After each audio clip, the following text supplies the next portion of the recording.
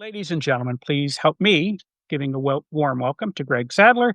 He's a philosopher, experienced educator, and a dynamic speaker, which you are about to witness.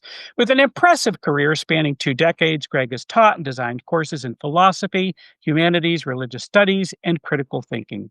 Having returned to his hometown in Milwaukee in 2015, Greg and his partner Andy have become catalysts for intellectual engagement, organizing humanities and philosophy centered groups in the greater Milwaukee area. Greg holds an MA and a PhD in philosophy from Southern Illinois University Carbondale, and his scholarly contributions have spanned the history of Western philosophy with publications ranging from books to articles and encyclopedia entries. Beyond academia, Greg puts philosophy into practice through his private practice, Reason.io, where he offers philosophical counseling, executive leadership coaching, and ethics consultation services. He is the former editor of Stoicism Today, serving from 2016 and 2022. But you know what? I think he still has some role in that. So I don't think he's really retired in that regard. Ladies and gentlemen, please help me give a warm welcome to Gregory Sadler. And I want to say one last thing. I'm off script now, so this is just Phil talking. So, I always say that, what we're trying to do with Conversations with Modern Stoicism is we start with a trusted voice, right? And have a trusted voice kind of seed a conversation for us. And then we go off and we kind of wrestle with those ideas on our Mhm. own, which is exactly what we're going to do today. And when I say trusted voice, that's code word for someone who deals with a material with intellectual rigor. And if you've ever had any opportunity to go back and read any of Greg's stuff or watch his YouTube videos, he is bringing intellectual rigor to what we are doing here today. And it's why I am very happy to have him with us. So, Greg, thank you. The floor is yours, my friend. Oh, thanks. Thanks for that very nice introduction. So, yeah, a lot to talk about, I would say. Grief is one of those emotions that is pretty much unavoidable for all of us. And probably we're going to encounter it multiple times in our life. So it's not like we can just rip the band aid off and be finished with it. And I wanted to begin with something that Seneca points out. He talks about our tendency to fear all sorts of things that the Stoics would say are, strictly speaking, indifference. And he says, well, it's understandable that we fear death so much because you're not getting away from it. You might avoid poverty, you might avoid illness. There's all sorts of things that you can actually not have to suffer, but you're going to die sooner or later, whether you like it or not. And it's not just you. Everybody you know in the world will either die after you or before you or at the same time. So, I often point that out to my undergrad classes, kids that are like literally off the bus and, tell them you should prepare for this as we're studying this material.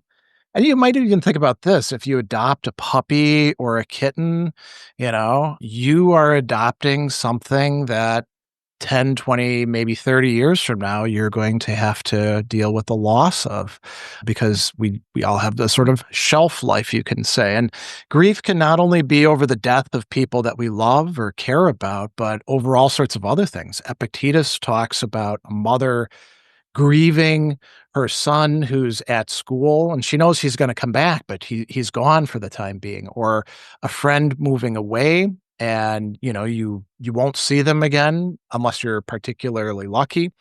And we grieve other things too. We grieve the loss or breakdown of a relationship, whether it's familial or friendship or romantic or even just a companion. We might grieve when we lose a job, particularly Americans who seem to be very invested in our job identity.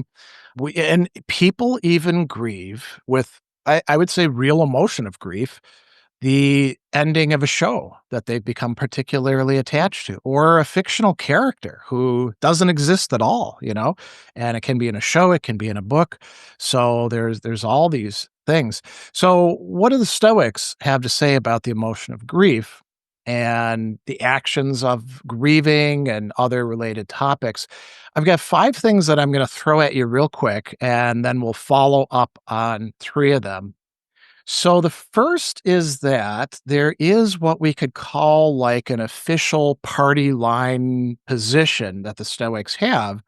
And I think it's one that a lot of us, if that's all we had, would probably struggle with. And it might turn us off a bit from Stoicism. It might be one of those things we have to compartmentalize. So we're going to look at that first. And then we have the things that actual Stoic authors have to say about it. So they're, Seneca to the rescue, so to speak. If you read some of his letters, he has a much more humane attitude about it. I do want to give a kind of caution. So Phil mentioned, rigor and stuff like that. I often say this. So you may have heard me pitch this entire line before. I think that Stoicism is a complex system of ideas that inform each other and they make their full sense when they're put in connection with each other. So, not isolated out like sound bites or life hacks or anything like that. And these are expressed in particular passages that can be found in particular Stoic texts. And if you take those little passages and you just turn them into quotes and you throw them out there, you're not really getting the full Stoic position on it. And sometimes it can lead to misunderstandings. And I think this is particularly problematic when it comes to some of the things Epictetus, for example, says about grieving and loss. So we want to contextualize these things. The other thing that I'll mention, so this is the fourth point, we don't have to just stick with the Stoic texts. There are problems and issues that maybe they didn't discuss that we do face, and we'll talk about a few of those. And I think we can think about those in a way that's, let's say, marching in the same direction as the Stoics. And, I think the fifth point that I had in here is probably superfluous. It's just stoicism and grief, and grieving is a topic that I've presented and written on a lot, motivated by the fact that I've had to deal with it, as Phil and I were talking about just earlier. So it was kind of, one of those existential things. I'm not just interested in it as a abstract topic.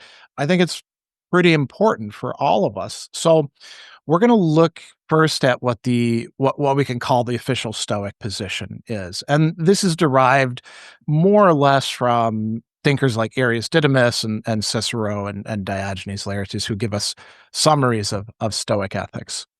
So, put very simply, as an emotion, grief is a bad thing for Stoics. And that's easy to say and maybe hard to swallow. So it's a normal question to ask, well, why would it possibly be a bad thing? And this is not really a worry for people who get Stoicism wrong, by the way. The people who think that Stoicism is all about repressing your bad or painful emotions, lock them up, throw away the key, don't acknowledge them. They're fine with that, right? But that's not what the Stoics actually teach.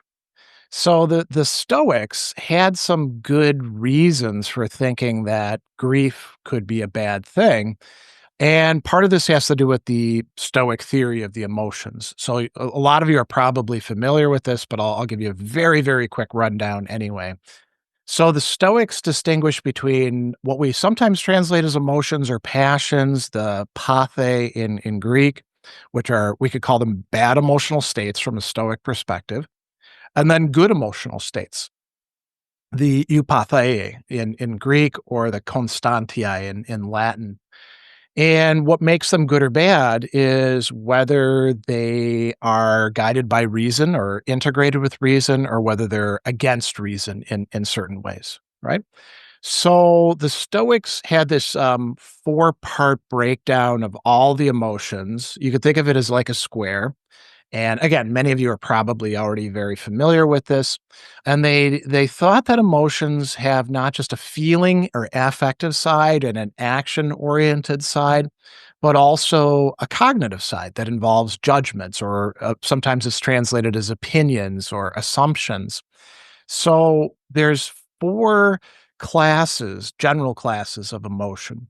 If you're responding to what you take to be a present good, and this is an appearance, then you feel the things that we class as pleasure or elation.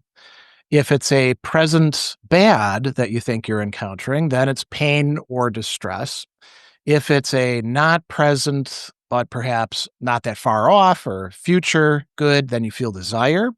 And if it's a not present bad thing, then you feel fear. And all of these, again, it doesn't have to actually be a good thing or a bad thing. You just have to take it as being such, and you'll have that response. So, 3 of these have a good emotional state. There's rational desire, there's rational fear, and there's rational pleasure. Joy, for example, is rational pleasure. Stoics don't think you should be joyless. If you are, you're not doing Stoicism right, right? You should actually have desires about things, but they should be, reasonable desires. You should even have fear about some things, and they call that caution or eulabeia. Notice what there isn't. There's no, for the official sort of Stoic position, there's no good kind of pain. And this is something that we could talk about later, perhaps. Maybe there's some times when you should feel some sort of being upset about something, but they say no, no, there isn't anything like that. And so how could grief be bad? Well, it feels bad. I think all of us can relate to that. If you're grieving and somebody was saying to you, "Hey, you wanna do this for a couple 100 more years?" You'd be crazy to say, "Yeah, man, I love this. This is awesome." It's a crappy emotion in many ways. It's also, for the Stoics, bad for the person who's feeling it. It's bad, you could say, on our character in certain ways, or on our psychology, on the ways in which we think things out. And another thing that they bring up is it doesn't really benefit anyone or anything for you to feel grief, or if you were to die, for other people to feel grief for you. And so that's basically the Stoic position. And when you hear that, you might be like, well, this sucks, I like the Stoics on a lot of stuff, but maybe this isn't one where I'm going to go with them. So here's where we want to look at what Stoic thinkers actually have to say. And we may as well grasp the proverbial bull by the horns, Epictetus, right? And there's 2 passages from the Enchiridion that we've all read that I think some of us have struggled with, and I think we want to use to center these ideas. So you're all familiar with Enchiridion 3, the famous one saying, if you're kissing your child or your wife, tell yourself it's a human being whom you're kissing, and then when they die, you won't be disturbed. Now, disturbed is tarache, and so it doesn't mean that you're not gonna be upset at all. There was actually a great exchange about this a couple months back in the Nova Stoa, looking at what this term actually means. It means to be really upset, to be shaken in certain ways. And Epictetus is not saying that you shouldn't love or care for your child or your spouse or other people that you're connected with, because he says, in everything which pleases the soul, psychagonton, or supplies a want, chrea parechonton, or, here's the key, is loved, is what in some translations that you're fond of. This is coming from stergein in Greek, which means to have affection towards somebody. And Epictetus actually writes about familial affection. There's an entire chapter where he has a great discussion with a dad about that. So it doesn't mean that you don't love them, but the fact that they're gone doesn't have to destroy you. And that's all he's saying there. He's not saying, dissociate yourself from people so you don't get hurt. That wouldn't be Stoicism. He also tells us, when you see somebody weeping in sorrow, and they uses the word for grief there, show them sympathy. And so that is to literally to bear the occasion with them. And you can even lament with them. And it's using, again, this sun term, with the person, but you don't have to lament internally. You don't have to like try to psych yourself into it, but it's okay to make gestures like that. So that gets us one thing. Cicero talks about something else that I think is really useful in the Tusculan Disputations, and this may be something that some of us have struggled with in the past. So he says that grieving is not the obligation that a lot of people make it out to be. There's a lot of people, he says, that think it's a duty, it's an obligation to show the deepest grief at the death of people who we care about. And so, when they like slip out of their grief, they force themselves back into it and they put on a gloomy demeanor and they view themselves as having done the wrong thing, right? And he even talks about mothers and teachers punishing children who show cheerfulness when a family is grieving, forcing them to shed tears, but for the wrong reason, giving them the wrong message. So I think that can be helpful. And then Seneca's letters, if any of you have ever read his letters 63 and 99, he's talking to Lucilius, who's just lost a close friend, and then he gives Lucilius a copy of a letter who he gave to another friend who had just lost a child. And Seneca thinks that it is reasonable to grieve and mourn within limits. So he's not only giving permission, he's saying you're a weirdo, Lucilius, if you don't grieve at all. He says that it would be unreasonable to expect that. And then he talks about even the sage, so the legendary wise person, is going to feel a sting or a bite of grief. Now, if you're into like the Stoic theory of emotions, this is what they call a proto-passion. We don't have to get too hung up on that. The point is that even the sage is going to be affected by this because it's natural to us as well as to other animals. And so he says, let not our eyes be dry when we've lost a friend, but don't let them overflow. We can weep, but we must not wail. So he's making distinctions here. Just because we do feel grief doesn't mean that like the entire world has to turn dark to us and, we have to cry all the time.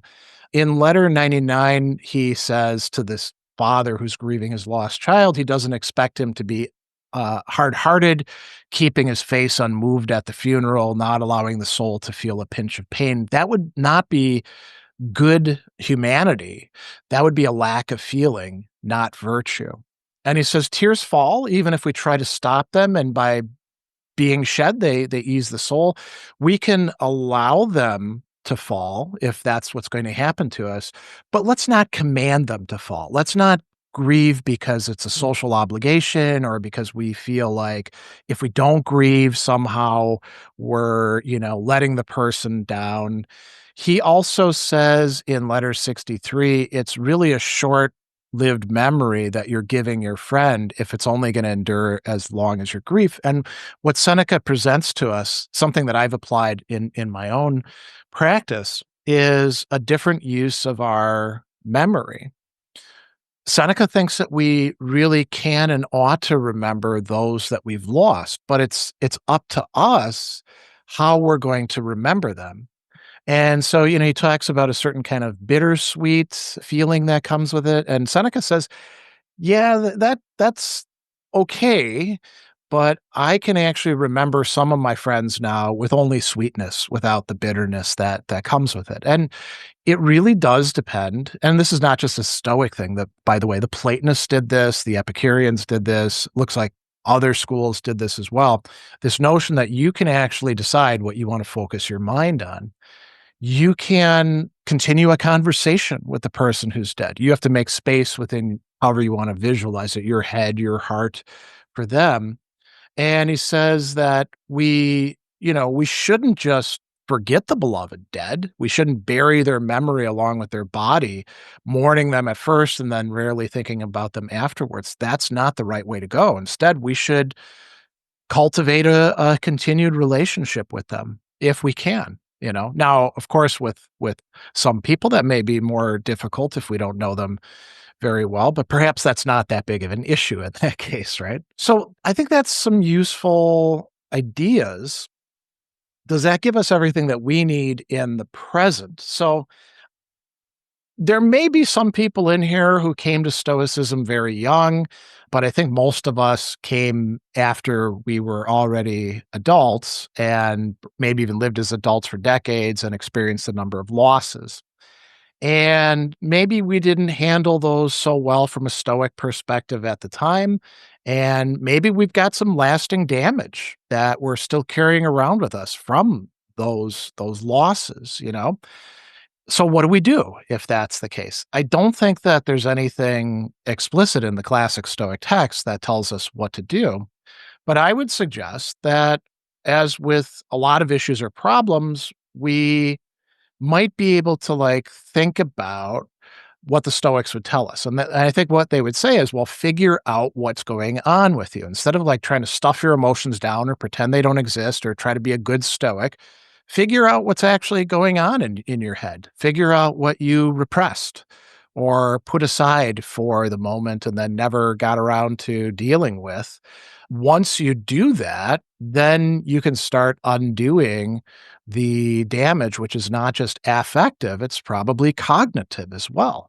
And we have to deal with ourselves as we find ourselves, not just try to aspirationally, force them into a mold of the good Stoic. And this is probably a long and complex process if it's dealing with grief, because grief occurs when we lose something or someone significant.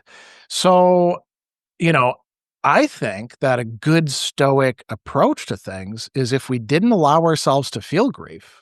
And I'll mention, when I was a kid, I grew up here in the Midwest. My dad died in the early 80s. I had all of these idiot relatives and friends saying, "You're the man of the house now at 11 years old. You need to like step up." There wasn't any room for crying or anything like that. I didn't actually start grieving properly for my dad until as a kid, an 8th grader, I read the Odyssey and got to see that Odysseus and his men were weeping as they're rowing. And that was a very transformative moment for me, seeing that tough guys could actually cry because it just wasn't, that was not okay here in Wisconsin in the 1980s. Maybe we all have to do things like that. There could be all sorts of grief that we're still carrying around with us that we do need to allow ourselves to feel. But maybe we could apply what Seneca was talking about. That doesn't mean that you have to like wallow in it and that's all you can think about all day long for years and years. But we do have to acknowledge the emotions that we have. And I think that if we do that, we can also adopt that other suggestion of Seneca. We can start to remember our lost loved ones without so much sadness.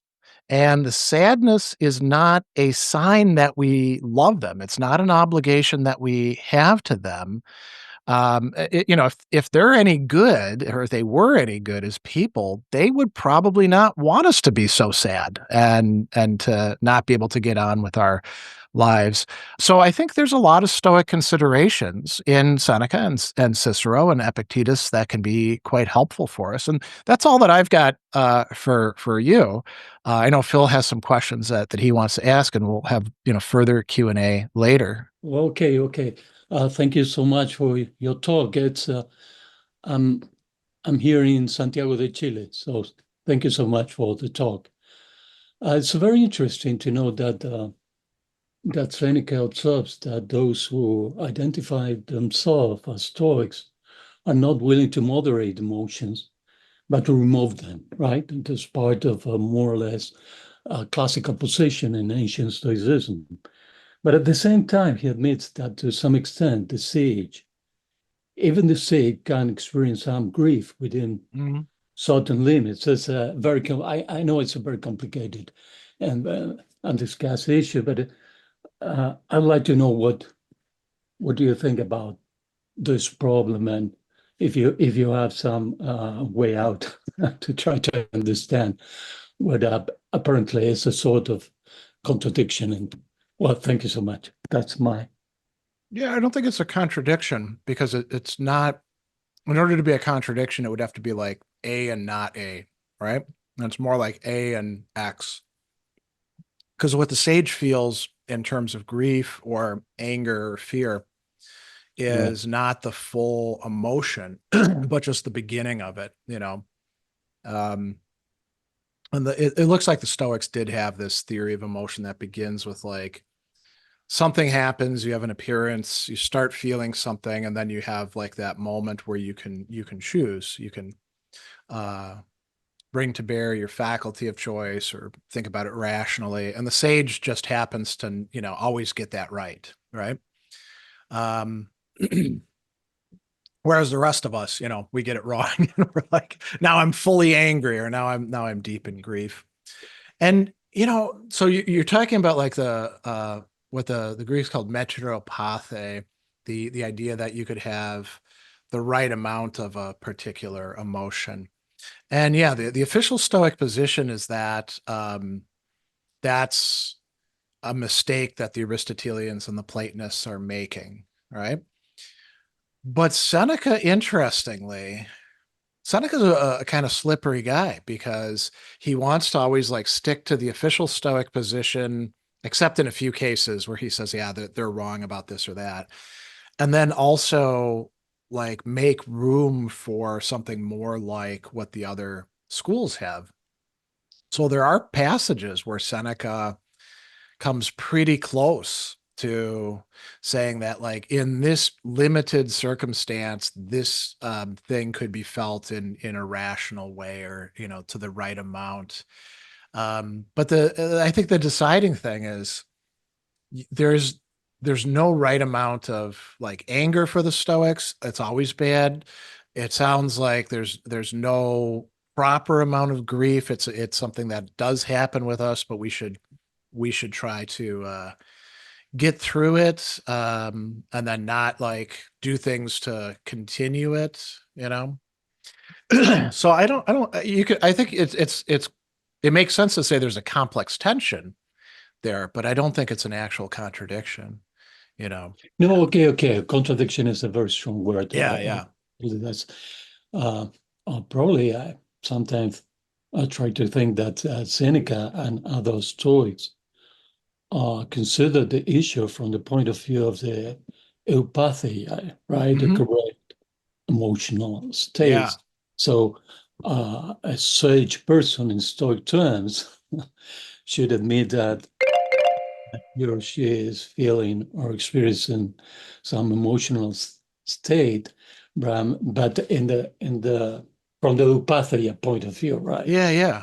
Yeah, maybe that's He doesn't the say problem it also for in those letters, but actually now that you bring it up that way, I think that so Seneca says we can remember our friends, right? We can keep them with us, and it should be sweet. He uses culinary metaphors, sweet rather than bitter or um, sour, right. or there's another Right. term that he uses that we Yeah. translate as like it's austeros in Greek. It's austerum in Latin. Something Yeah. like I don't know, not bitter, but Those something which is astringent. It shouldn't be somehow astringent. modest in character or Yeah, something like but that. he's describing it in sensuous terms there, but he's describing a psychical experience. I think that would be an example of a eupatheia, feeling the good feeling that you have about Right. your friend or Right. your loved one. Um, but I mean, it's interesting to think about, right?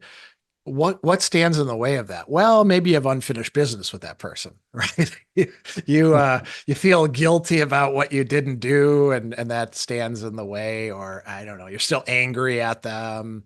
Right. Um, I mean, there's a lot of stuff Mm, here that could be like unpacked, I think, you know? Yeah. yeah. Yeah. And because it's Okay. so built into the human condition, we've all lived through this. And of course, the longer you live, the Yeah. more you may have experienced one of these or the other, right? Um, I think that's exactly right. Well, but the longer you've lived, the better chance you had to have somebody well-meaning, but um, incorrect, give you terrible advice about it too.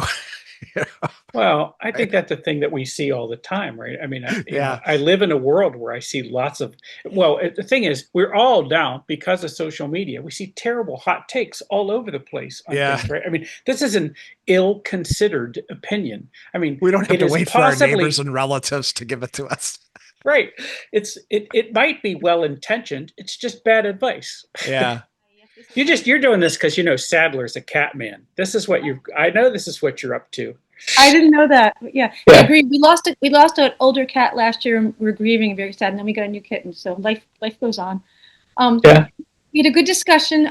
Some people shared their own personal losses and dealing with that. I mean, it was interesting because I spoke first, and I said, "Well, of course, the official Stoic position is the answer is no." But others said, there can be moderation, and maybe facing loss, you can there can be temperance and find ways to move on. For me, the biggest question was, since virtue is the main thing with Stoicism, the question to ask yourself is my expression of grief interfering with me acting with virtue? So talking about losing my brother last fall, one of 7 siblings, a bunch of us kind of dove into all the work that had to be done, supporting our elderly parents, writing the obituary, planning his services. We arranged a scholarship in his name and honor because he was a big man at his local high school and manager for sports teams for 30 plus years. And so we felt the pain. We still feel the pain, but we felt the grief, but we acted with virtue. We did the things that needed to be done. Whatever that is in your role. If you're a friend, it may be attending the service, which people did, bringing a casserole, which people do, sending a card. So I guess that's the thing. Like, the feelings are one thing. You can't help the feelings, but how do you behave? Do you act with virtue? That's where I think the Stoicism is. Thank you. Yeah. Yeah. Thank you for that. Greg, you got a response, or do you have anything you want to add to that?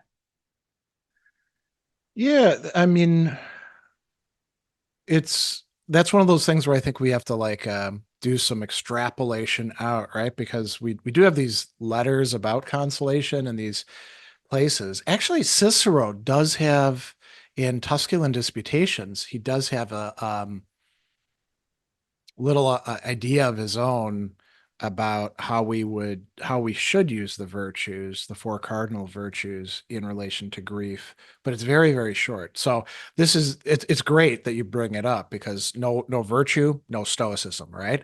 It's one of those absolutely central concepts.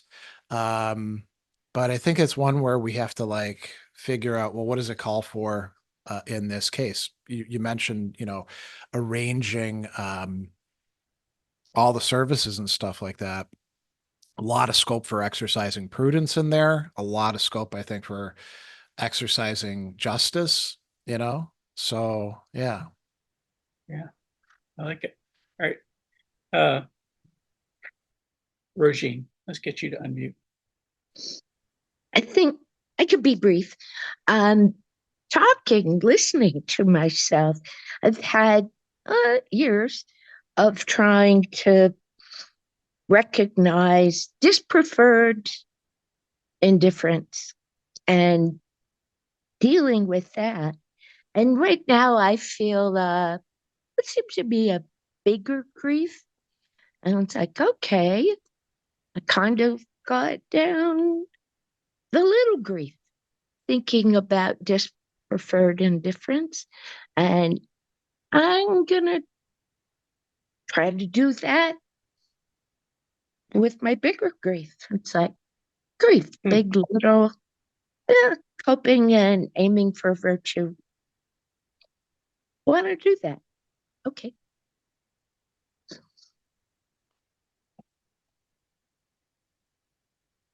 Greg?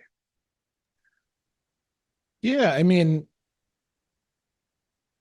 my immediate thought is that's a good approach to take. I think one of the risks with applying Stoic ideas is that a lot of people treat them like an on-off switch, right? Where, okay, you've been doing this, now do exactly the opposite, right?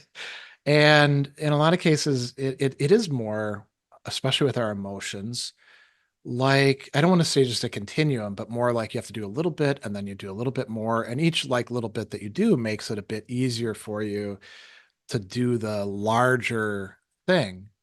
So yeah, that seems like a good approach to me. All right. Let's add Harvey up here and see if I can get Harvey unmuted. Or if Harvey can unmute himself. Harvey, give us a question. Okay. Actually, I do have a question for you. What did the Stoics feel about the immortality of the soul and the connections with our loved ones and friends and such after their passing, besides memory. Yeah, so that's a good one. Seneca I think it's in the letter to Helvetia, he gives her some line, which I don't think he really believes about, your son could be up in the stars, and it's the typical kind of astral thing that we see in different civilizations. But you're like, well, what kind of afterlife is that? I mean, the point of view that pretty much all of them have is you're dead, you're gone. Your body breaks down. And I mean, maybe there's some speculation about, well, ghosts could be like people who haven't, there's something holding that energy together, but it's very speculative, right? So I mean, let's just say for normal people, when your body breaks down, you're done, right? So I think for Seneca, who's advising this, it really is in our memory, but you could think of it as us keeping or opening up space for the people that we love within ourselves. But it's interesting because this is a little bit outside of the scope of our thing. Seneca was thought by early Christians to be a crypto-Christian. And so the monks kept his letters and they copied them out. And we see early and medieval Christian thinkers using that idea of the image in our heart, and acting as if it is indeed keeping the person alive in some way. So Anselm, somebody who I do a lot of work on, writes to somebody who's still alive, Gundolf, and says, yeah, you're up there in York. I can't see you anymore, my beloved friend, but I have the image of you in my heart and I have conversation with that, right? So that's taking Seneca's idea further in a different metaphysical framework, right? Where you do have immortality of the soul. It doesn't look like the Stoics actually thought that there was anything like that. They're materialists, right? More than they're materialists. When you're gone, you're gone. That's just it. And yet they have these fanciful stories about speaking with the dead. So it's kind of they wanted to have both sides of this. But it's a good question, Harvey. I don't think the Stoics are a lot of help in this regard. They don't provide comfort for the afterlife. I will say this, though. Here's where something could be useful. So somebody could respond, well, why would I want to, if it's just memories, why would I want to keep these memories alive why would I want to give headspace to people? It's just me talking to myself, right? And you could say, well, it's not really just you talking to yourself. It's you talking to the traces that these people have left on you. And maybe by doing so, you discover things that you'd totally forgotten about. So it's not just like navel gazing. It could actually be quite helpful. And I actually do this in a way that some people may find kind of silly. I had a cat, Sassy, who was the closest animal I've ever had a connection with. She died 3 years ago. I remember her every day. It's like a practice that I do. And it's trivial stuff. Like, I remember what it was like to have her laying in bed in my arms. And it's not like we talked to each other or anything because she was a cat. Right. The most she could do is like make cat noises. But it's a way of, preserving something. And I think that could be quite good for us. Seneca certainly thought it was a good thing to do, Yeah. Okay. I contend that your cat was just waiting to see if you were dead or not. She was looking to see if that was a meal, if you were a meal, or the source of her next meal. Yeah. And let me just, before Joe goes, I see hands from Melvin and Nick, but in the interest of time, what I'm going to do is I'm going to go to the second breakout. But you guys, if you raise your hand when we come back, you're first in line in my book when we come back from the second breakout room. Joe, go ahead. Yeah, really quickly. Yeah, great to see you. Likewise. Missed you this year. So, but really quickly, the one thing is about Seneca is if you apply this idea that where if you look at it like anger, if you have grief, do you really want more of it? Is it really going to be a good thing? And in that particular instance, I would say, would no, you don't want to grieve more. So, Yeah. but there is this other aspect of it where it enables you to empathize with others, and then there's the Confucian belief that we're grieving's an obligation, and it's a way of honoring the people that have been here. So, I mean, which one's actually the most healthy out of those? I mean, I don't think it's necessarily, everybody's different, and obviously everybody would adopt their own belief system. But I'd just like to hear your thoughts, maybe on that. I think with the like, let's call them, alternative or rival, using Confucianism as an example of that, they would say there's lots of different ways you can do it. There's excessive ways. There's ways that are like going through the rituals, but without any real, heart or care. And so I think there's probably they're closer to the Stoics than just like, a totally alternative point of view. And we can find similar things, Aristotle actually says in Nicomachean Ethics that we should share our griefs with our friends. That's part of what it means to be a friend. So the Stoics were, you could say at one side on this. I think that they're right, though, in pointing out that there is no like intrinsic connection between you love the person, so therefore you must feel this terrible sadness and depression to go along with it. That's not a measure of how much you love them. And I think a lot of people get mixed up about that. I know I have myself in the past. So yeah, I think we want to I mean, maybe we could eclectically blend together some things. Seneca also does talk about like how long, so there's a connection with the Confucians. They prescribe like how long should you be in mourning garb and stuff like that.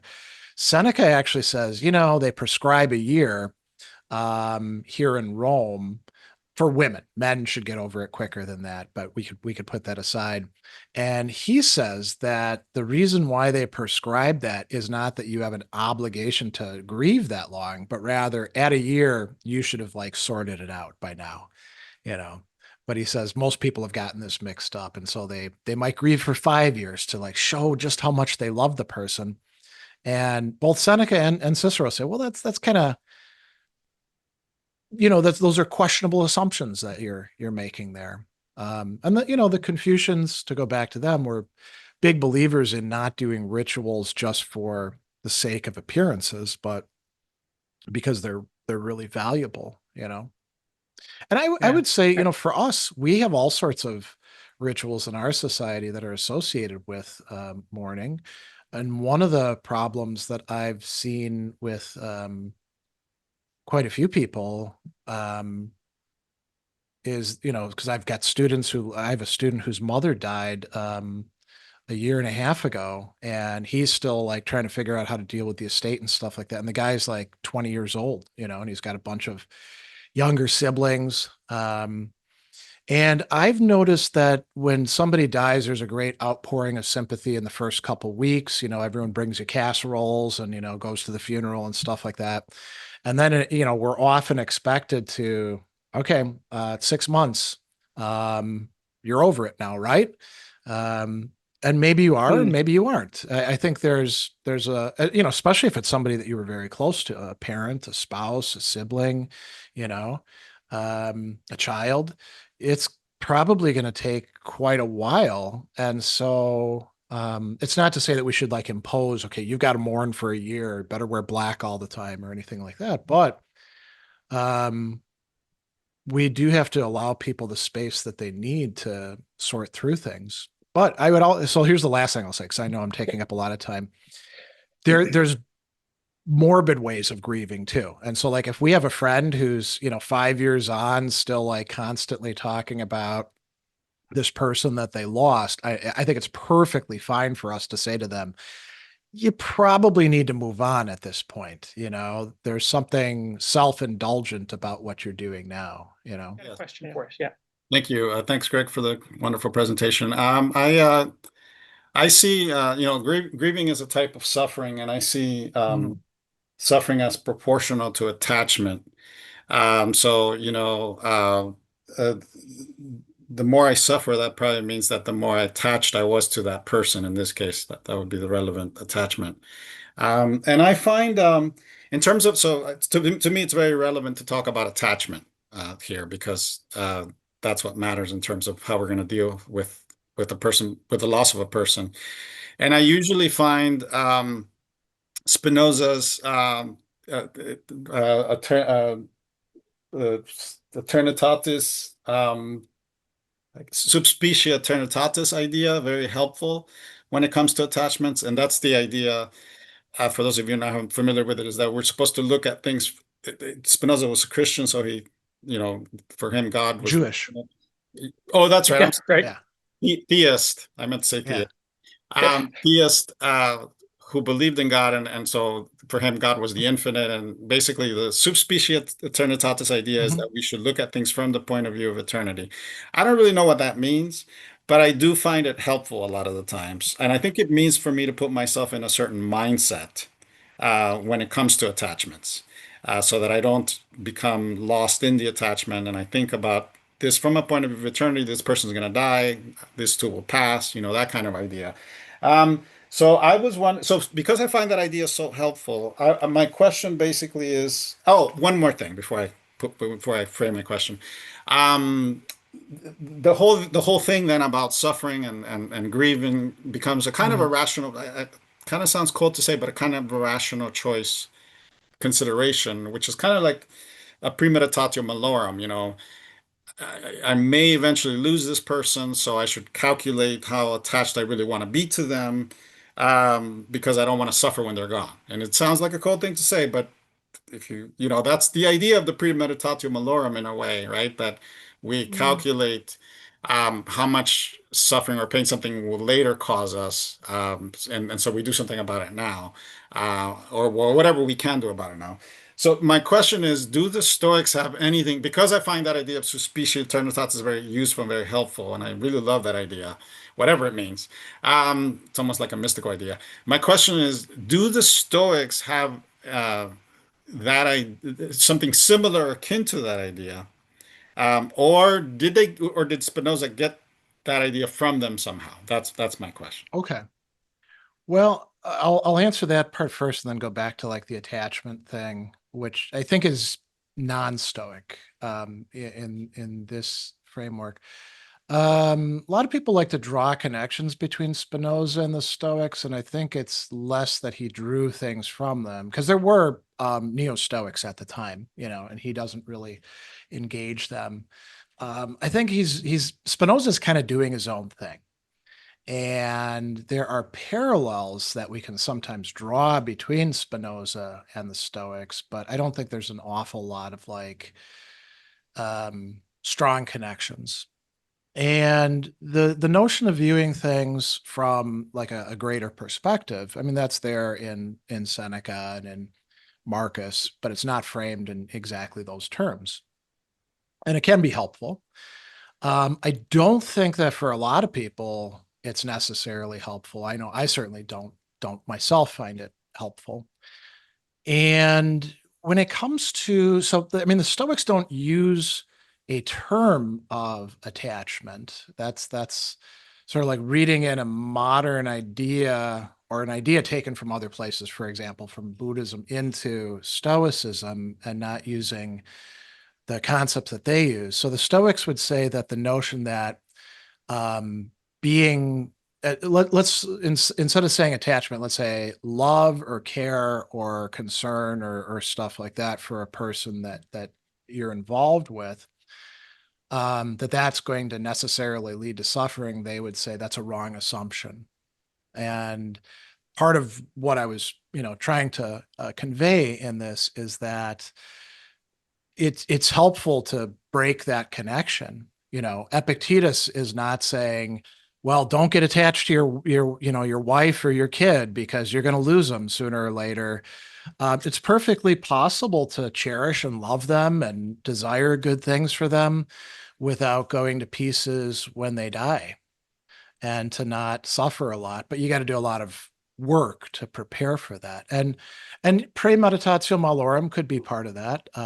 By the way, a thing that isn't distinctively Stoic, we know from Cicero that the Cyrenaics were practicing that before the Stoics were, and precisely in order to deal with grief and other kinds of losses. I don't know that it has to involve calculation or something. You could. There's nothing that says that you can't like take rational choice approaches to things and put that into premeditatio malorum, but I don't think you have to do that either. So coming back to the sub specia aeternitatis, I mean, I think the person who probably talks about something like that the most is Marcus, right? When he's saying like, think about the universe and how like everybody who's lived is gone, and not only their themselves, but their memories and everything they did, and that's going to happen to you. And if that is a helpful way of preparing for your own death on the one hand, or the death of those who you care about, that's great, you know. But I don't think that it's something. I think there's like a whole range of things that we can do to help us deal with it, you know? And that in that case, right, that was really his tool for that, right? And like you Yeah. said, he Yeah. did it again and again. You know, Alexander the Great and his mule driver, dead. You know, and then he'd give off lists of people, dead. Yeah. You know, and the only thing he was Some people true find to, that a little morbid, you know, but I think it's a good thing to do. Yeah. I'm okay with it, but I don't know why, but I am okay with it. But Yeah. the point I was going to get, by the way, the punchline of this is the only thing he was wrong was that he said, "And you'll be forgotten too," and he was wrong about that. You know, someone managed to save his book, and he got that figured out. He's not forgotten yet. We say. I think I got Nick unmuted. Nick, you got a question for Greg? Yes. Thank you, Greg. So I'll keep this brief but targeted. So, has there ever been an objection to Stoic philosophy along the lines of that maybe we can have a emotion about something we prefer, although it may not like quote unquote like wreck our life, or we can still achieve eudaimonia. So like an example is I'm in a work situation that I don't prefer, and that caused me a little bit of sorrow, but I don't think my life is ruined. Or I can still, in other words, more positively, I could still live a good life. And then to kind of get this with grief, maybe I can still live a good life without someone I really love, but I think my life would be in some way preferable if they were still around. And so has that came up in history, and how would a Stoic respond to that objection? Well, I don't see it as an objection because there's nothing in the Stoic text that suggests that the Stoics think that emotions are like, again, like light switches where you're either feeling it and you're feeling it 100% or you're not feeling it at all. There's like entire continua. You know, you look at like Seneca's On Anger in book 1, and he says, oh, here's all different kinds of anger that we feel, you know. So there's different modalities, there's different intensities. And yeah, it would be better to like not, so, you know, we'll stick with just grief. Seneca in those letters is saying, yeah, you're going to feel some sadness, you're going to feel some grief. But you don't have to like go into like an abyss of it. And it's up to you, you know, how you're going to deal with it.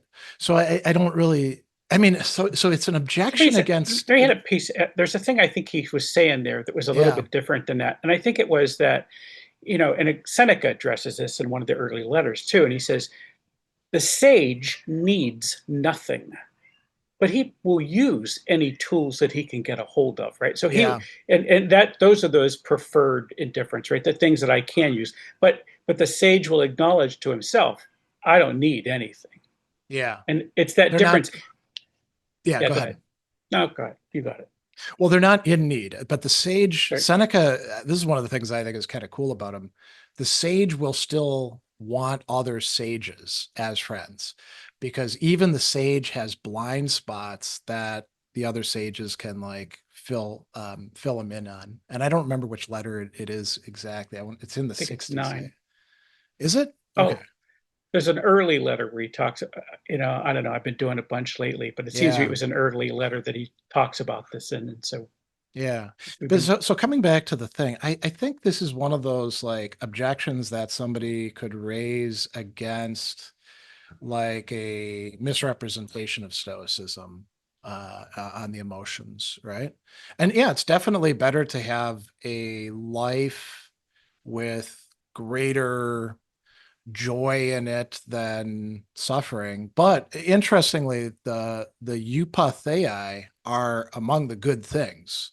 So they're right, not preferred indifference. They're joy, love, these sorts of things are actually things that are genuinely good. They're just not as good as like being virtuous, you know. right, because it's necessary and sufficient. Right. Yeah. Yeah. All right. Tim, do you have a question for Greg Sadler? Can I get you unmuted? Yeah, hi Greg. Great talk. Again, just going to keep it brief. You talked about the relationship after the grief episode or after you've lost someone.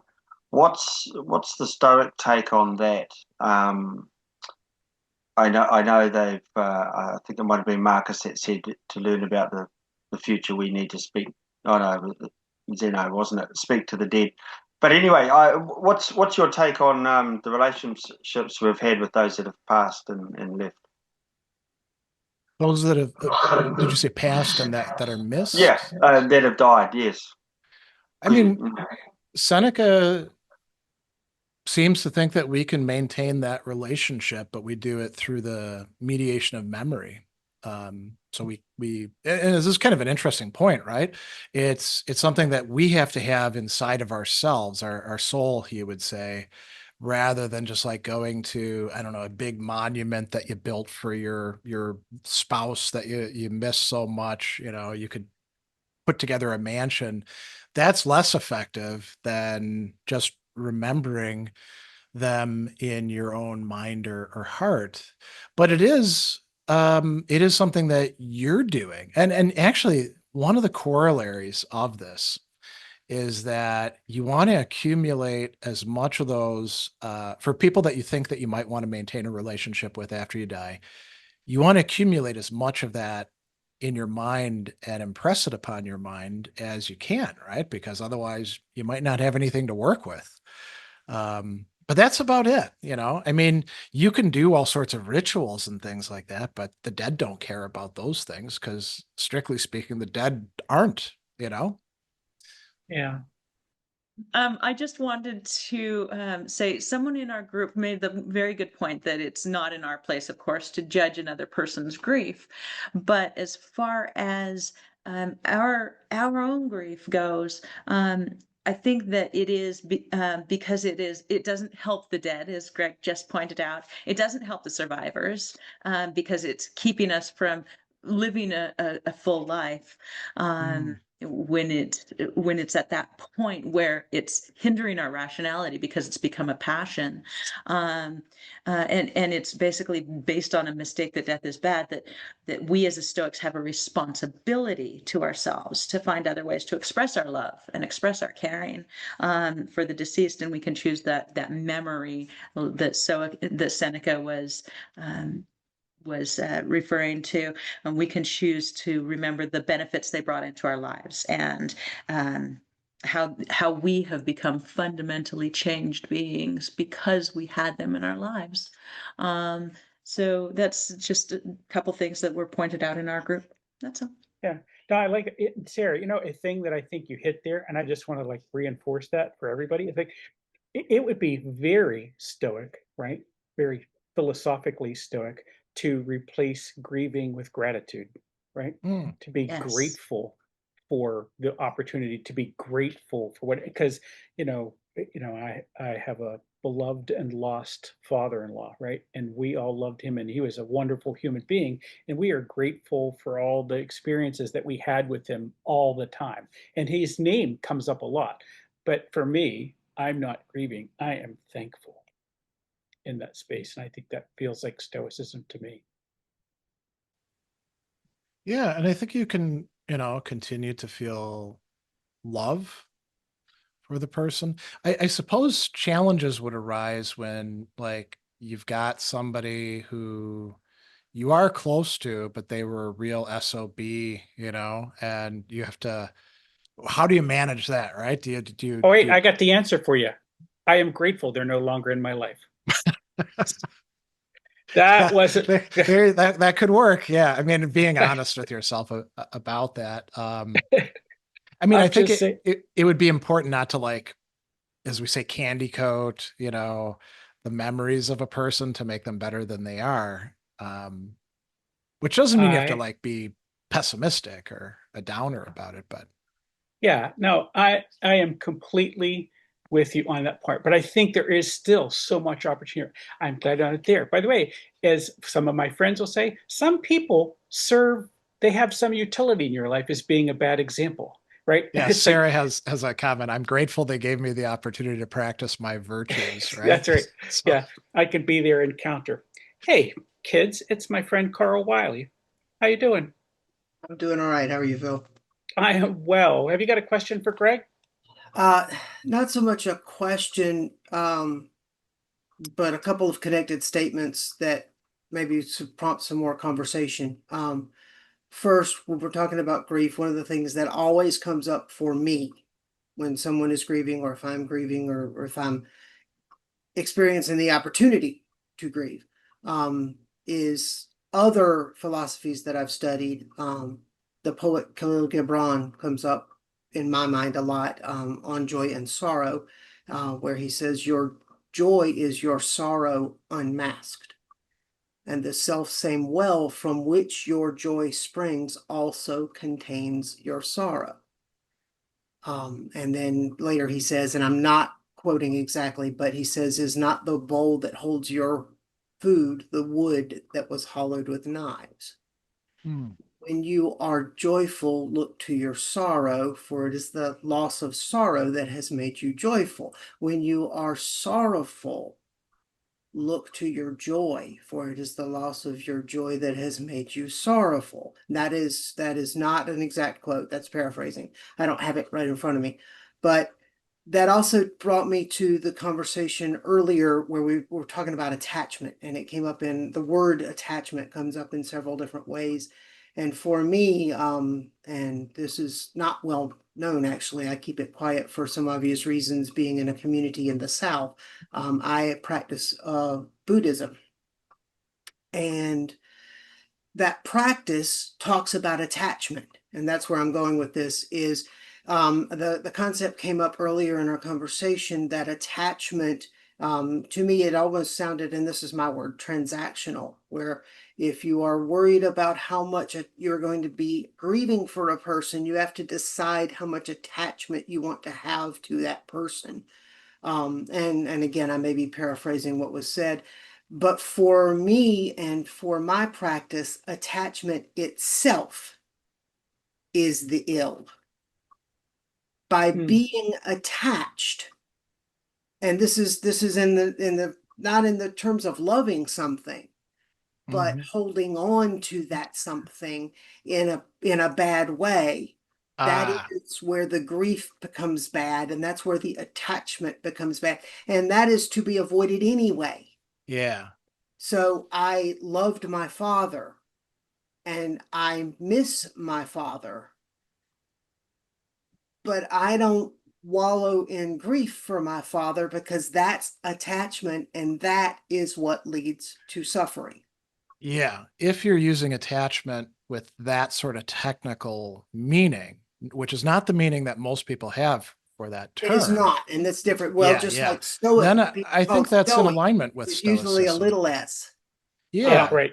I was told that at my father's funeral, and the person was complimenting me, you're very stoic. Yeah. And then with that little s, and at the time I had not studied or read any of Stoicism. Yeah. So now I'm exploring that much more recently. I think if you qualify attachment as in that sense as being something bad, then it can align with what the Stoics have to say, right? If attachment is something broader, then clearly Stoicism does not teach that we should remove attachments, because some attachments are actually good ones. The whole process of oikeiosis can be understood as a kind of attachment, right? But if you clarify in that way, then I think there's stronger connections between them. And like I said, the Stoics want to suggest to us that we can disconnect the idea of loving somebody and caring about them from suffering when they're gone. There isn't an intrinsic And it's a connection between very, those. I think I find that a very strong connection to my Buddhist study. Yeah.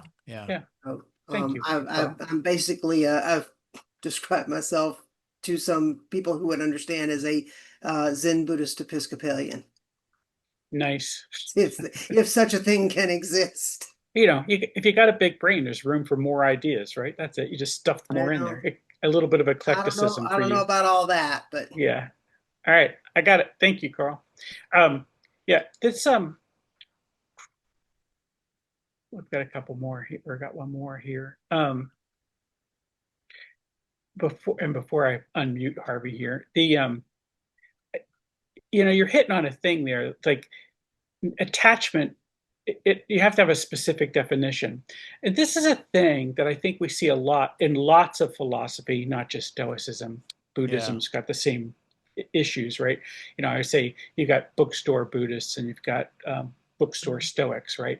And so, but I think a lot of times, if you have not spent time thinking about it, and I'm going to give you a perfect example. In Stoicism, this comes up a lot of times in our WhatsApp group, but when you say living according to nature, what someone thinks that means, because they could read it in English, is not at all what those guys meant when they wrote it down in Greek, right? I mean, that wasn't the whole thing. They had something very specific in mind. It didn't mean what we thought it meant. Yeah, that's one actually where if you wanted to like fully explore what the Stoics in just the text we have mean by in accordance with nature, you would need to write a short book, I think. Yeah, Because right. there's so many different passages and Yeah, and it's like our pal Aaron Simmons was here one time, and he came up and he said, has anybody just written the book on how the word logos's meaning changed over the course of this entire stretch of time? It's like, yeah, I don't know that I know of that book, but I think it's a thing you have to take into account that from Zeno to Marcus, that word did not mean the same thing. Yeah. I'm just going to let you bounce on that for a second, Greg. If you've got a word, let Greg say something before Harvey jumps in on it. I would say that, with logos itself, it's not like it had one meaning that then changed. It had like already back in, say, Plato's time, it had like 20 different meanings, Right. And they were all competing with each other. That is one actually that I do get quite a few people who want to do like one-to-one abstractions where they're like, yeah, the logos of Heraclitus is exactly what's being talked about in the Bible and in the Gospel of John. And you're like, no, it ain't. Right. I mean, to begin with, saying anything about Heraclitus is pretty sketchy to begin with, but any claim. Yeah. Yeah. And I think, so there was actually a good question earlier about that I answered in the text about the vocabulary.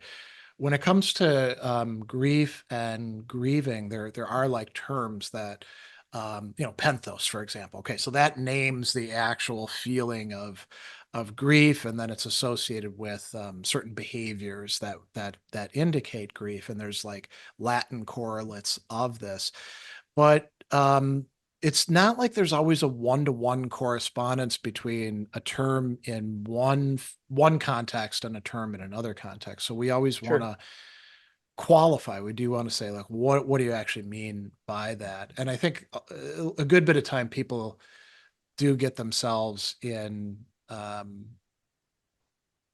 predicaments by assuming that, take a term like desire. Does desire always mean the same thing just in Epictetus? Well, not exactly. You got to kind of look at the context of it. And I don't mean to like try to discourage anybody by saying that. Now I can't, figure out anything. That would be the opposite of what we want. But we do have to be careful about keeping things in their contexts, Yeah. Right. Well, let me just say a little bit of epistemic humility goes a long way. I might not know the answer to this, right? But I think it could be this. Harvey, I'm not trying to talk on top of you. Harvey, you've got a question. That's all right. No. It's not quite a question, but a couple of observations. First of all, Carl bringing up attachment again, and from the Buddhist perspective, it's important to recognize that the opposite of attachment is not detachment. It's actually deep love and caring. Mm. And so, I was surprised, Gregory, when you said that Stoics are materialists. I never felt that they were materialists, perhaps in the way we use the word materialism. Obviously, they weren't aware of Einstein and E equals mc squared, and the fact that the m is a very small m and the E is a very large E, and that we really are energy fields. We live in an energy field. So they would have no problem with that. They were not necessarily scientists in that sense. They were philosophers, and that's a beautiful thing. And you said candy coated, and I had to laugh when you said that because my wife's name was Candy. It was actually her nickname, and she passed away 8 days before her 95th birthday. One of the things that she always said to me was, when I die, I got to say this. This is a funny story. She said, if I die. And I laughed. And she said, why are you laughing? And I said, what do you mean, if you die? That's a child thing. If I should die before I wake kind of approach to it. But when I die, so she understood that immediately. But she said, when I die, or if I die, I don't want a memorial service. I don't want a funeral. I don't want my body to be seen.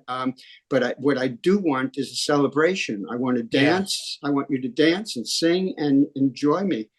And you said something also, you qualified the idea that you didn't believe that people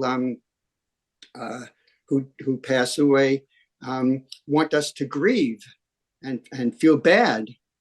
And I would say, I said the Stoics don't think that. Yeah, I've spent a lot of times over the past few years with mediums, and mediums never suggest that anybody that they have contacted ever said that they wished the person to suffer their death. Yeah, and I have some very interesting personal experiences with mediums and mediumship.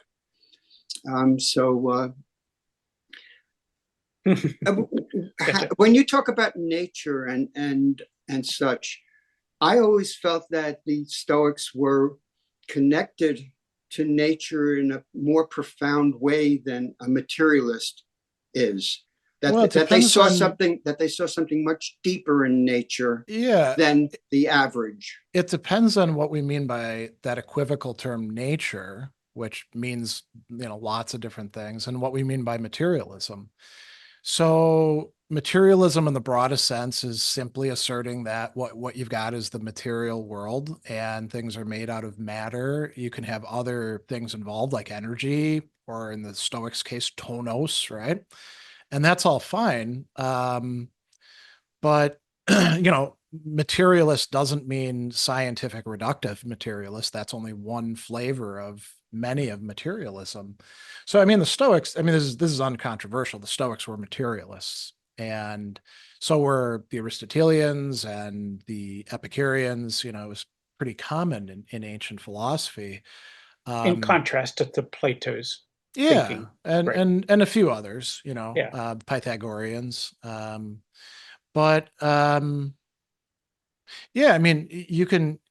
you can easily say they have a different conception of nature than some reductive materialist of the present does, or even just Thomas Hobbes. I mean, Hobbes is a great example of early modern materialism. He goes so far, he still wants God in the picture. God is a material body of some sort. He's got this really weird theology that he's working with, right?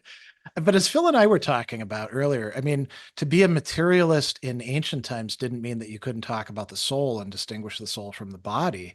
It's just that the soul happens to be made of material stuff that's like finer than, the gross things Right. that we see in our bodies. So yeah, I mean, is it better than the kind of like that whole crowd that had the I effing love science, and they're like, anybody who thinks things aren't purely scientific are just doing woo woo, yeah, the Stoics have a lot more robust conceptions than that kind of materialism. But yeah. Right. Yeah. And Melvin says, I think by soul, they often meant mind. Interestingly, in the Latin, two different words, animus and anima. Anima means soul. Animus means mind. And sometimes the mind is understood as the highest part of the soul.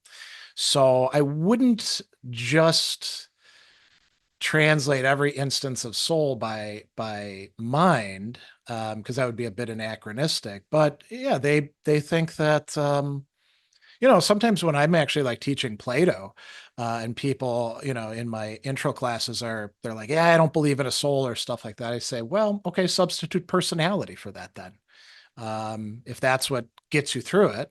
But that's the vocabulary they preferred. So yeah. Awesome. Greg, go ahead. You got any other questions you want to answer out of the chat? I see you Well, scrolling through there. I mean, there was a really interesting one about Deep Space Nine. Oh, good ways All right. back. Yeah. Now, this presumes that you actually know something about Star Trek and all of that, but it was a good one. So there's this guy, Cisco, who's like one of the main characters. His wife is killed in a battle with the Borg, and he's a single dad, still grieving. He never got past that moment in time. This is Scott Hedrick's comment. In a way, that's where his soul is stuck, and he's brought into this wormhole by these extra dimensional beings that don't experience time the way that we do, which means that they, in a certain way, they don't know grief like we do, right? They don't understand loss, and being stuck there. Now, he says it's Star Trek, so of course he manages to overcome it, to live with the grief, and learns to better appreciate what he has. Yeah. My wife and I have lost 4 children, miscarriages. I think if I were to meet those wormhole aliens, I would find my soul stopped when I lost my first child. And yeah, I mean, people do get stuck, and we don't live in a world of neat, solved in, a season's arc stories. And if we were to meet these, if we were to be like stuck in a moment like that forever, it could be actually pretty bad for us. I mean, I think back to grief that I've had in the past, before I was able to get my head around it better, and what it would be like for, say, 16-year-old me to be stuck grieving my dad. I probably would never get out of that at that point. And so I think there's something there. I think Stoics would say, well, we need to chip away at this. We need to find a way to address this and slowly turn, to use Seneca's metaphor, bittersweet memories into sweeter memories. And with I'll say something very personal here. I had a child who miscarried with somebody who, we actually broke up after that because we were both immature. And I've often thought about, well, what would it be like to have that child in my life? Doesn't come up all that often because it was many, many years ago. But there's a grief and a loss that comes with that. Even somebody that you didn't know at all, who never got to develop. Well, But that is we can process these things. sure. Yeah. Right. what could have been, what was. And this is, I think, one of the reasons we're, from a philosophical standpoint, right, we're in the moment. But what would it be if we were stuck in it? And the good news is there's lots of philosophers that have had us think through these problems in one way or another. And Of like alternate timelines, you mean? yeah, Or well, right, but I mean that sometimes our appreciation of the now is because we're appreciating, because we know there was a past, we're expecting there to be a future, and as we move through that timeline, that's kind of our help. We can have a healthy response to knowing this is the direction we're headed. I yeah. don't know. I mean, I'm sitting there thinking, so 16-year-old Greg Sadler's on the holodeck, but it's not the same as if I was there, but I knew what I knew now, right? You're saying I'm there, but I only knew what I knew then. Yeah, yeah. And so that's a different And I thought. only have like the mindset and the habits that I've developed then, and I was a Yeah. mess, you know. Yeah. I don't know about you. I don't need that. No time I need to go back to. You know, actually, sometimes you see these things. What advice would you give to your, 16-year-old self? Or alternately, what would your 16-year-old self make of you today? And my answer is always, well, that guy was an idiot. I mean, he Yeah. wouldn't have any point of view to judge what I'm doing today, and I wouldn't listen to him at all. That's my answer exactly. I wouldn't listen. It doesn't matter what I'd say. I wouldn't listen. It's hard to follow. All right, friend. Greg Sadler, thank you for being here with us through double overtime. This is awesome. This has been fantastic. And I will deliver to you all of the assets of what we've got here. We'll send you the chat and the recordings and all that, and you can use them, and we will post them as well. And for those of you who are here, thank you for being here, and join us on the WhatsApp if you want to do that. And we've sent you a bunch of links, and I'll send you some follow-up with links in the video and all that. So thank you all. Bye now. Thanks for having me on. Yeah, thank you, Greg.